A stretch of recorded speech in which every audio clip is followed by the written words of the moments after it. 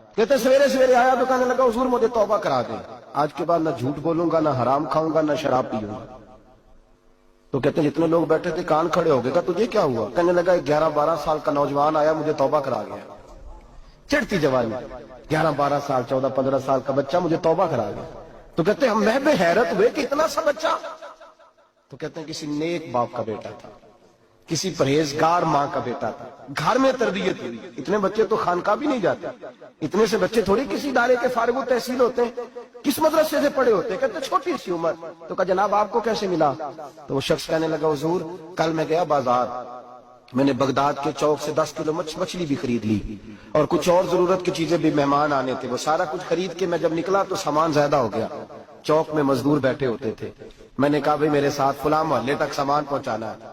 وہ بچہ کہنے لگا چچا اگر میں چلوں تو، میں نے اس کو ایڈریس وغیرہ بتلایا تو 3 دینار مزدوری طے ہو گئی سامان گھر پہنچانے کی۔ کہتے میرے ساتھ وہ نکلا اور جب رستہ طے کرنے لگا تو رستے میں گرمی بڑی سخت تھی، ظہر کا وقت تھا، ذرا ہم نے چند قدم اٹھائے، 2-4 گلیاں گزرے تھے کہ اذان ظہر کی آواز آنے لگی۔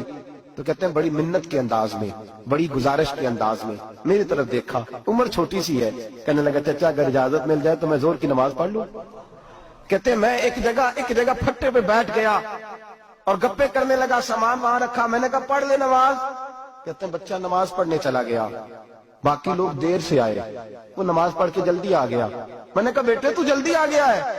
کہنے لگا اس لیے جلدی آیا ہوں کہ آپ یہ نہ سمجھے یہ کام چور ہے، میں نے نفل چھوڑ دیے ہیں، فارغ ہو کے پڑھ لوں گا۔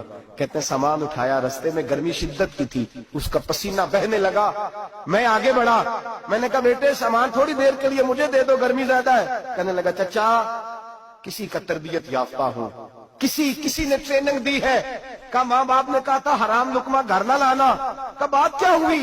کہنے لگے میں آپ کو نہیں دے سکتا، اس لیے کہ 3 دینار مزدوری گھر پہنچانے کی طے کی ہے، اگر آپ اٹھائیں گے تو پھر میں پیسے پورے نہیں لوں گا۔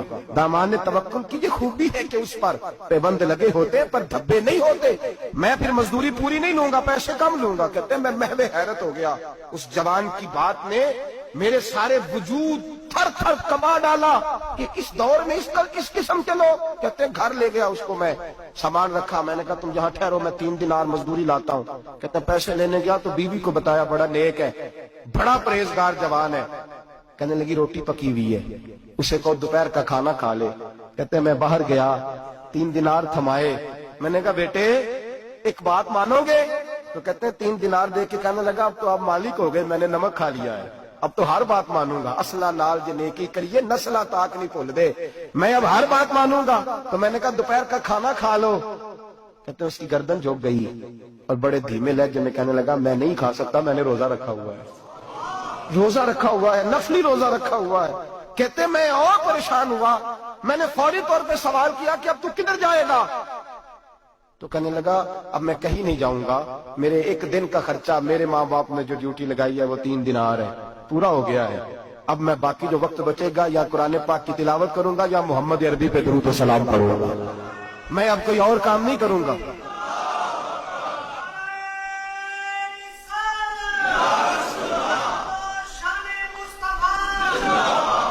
شخص کہنے لگا کہ میں نے کہا افطاری کر لینا، کہنے لگا مجھے مسجد بتا دو، میں جا کے اللہ اللہ کرتا ہوں، مجھے شام کو لے آنا۔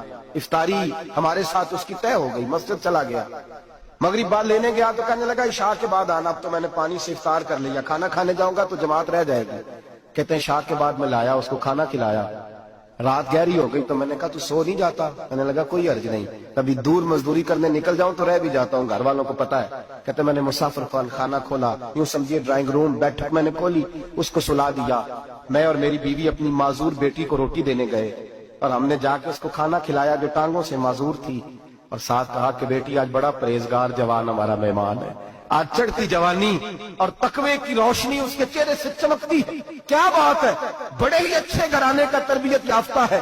کہتے ہیں بچی کو کھانا کھلا کے لوٹے، اپنے کمرے میں سو گئے، بیٹی اپنے کمرے میں لیٹ گئی، ترس گئے تھے کہ بیٹی قدموں پہ چلے۔ تہجد کا وقت ہوا تو دروازے پہ دستک ہوئی، بڑی بے چینی کے ساتھ اٹھے میاں بیوی کون ہے؟ بیٹی کی آواز آئی ابا جی دروازہ جلدی کھولیں۔ کہتے ہیں کلیجے پھٹنے لگے، ذہن بکھرنے لگے، سوچے ہیں کہ وہ 2-1 منٹ ہمارے اوپر پہاڑ بننے لگے، دروازہ کھولا تو وہ بیٹی جس کے لیے ترس گئے تھے کبھی چلے گی، وہ اپنی ٹانگوں پہ کھڑی ہے۔ कभी दौड़ के उधर जाती, कभी दौड़ के इधर आती। बेटियां परेशानी का फोन कर दे तो फिर भी आंसू निकल आते हैं, और बेटी घर में खुशी आ जाए तो फिर भी माँ बाप रो के ही शुक्र अदा करते हैं। इनके लिए रोते ही रहते हैं। कहते मैं तड़प गया, बीवी भी रोने लगी, बेटे ये क्या हुआ? हम तो मायूस होने लगे थे माज़अल्लाह कि अब तू ठीक नहीं होगी, क्या हुआ? कहने लगे अब्बा जी अम्मा जी आपने बताया ना नेक जवान आया है, नेक आया है, तो मैं आप चले गए तो मेरे दिल में ख्याल आया, ए अल्लाह अगर वो वाकई नेक है तो उसके सदके मुझे शिफाई अता फरमा दे। या अय्युहल्लज़ीना आमनू इत्तक़ुल्लाह वब्तगू इलैहिल वसीला, ए अल्लाह सेहत ही दे दे। कहते अभी मेरी दुआ भी पूरी नहीं हुई कि मेरा वजूद हरकत करने लगा, और ये देखो मैं उठ के खड़ा हो गई हूँ। कहते हम लोगों ने ये देखा तो भागे उसके कमरे की जानिब।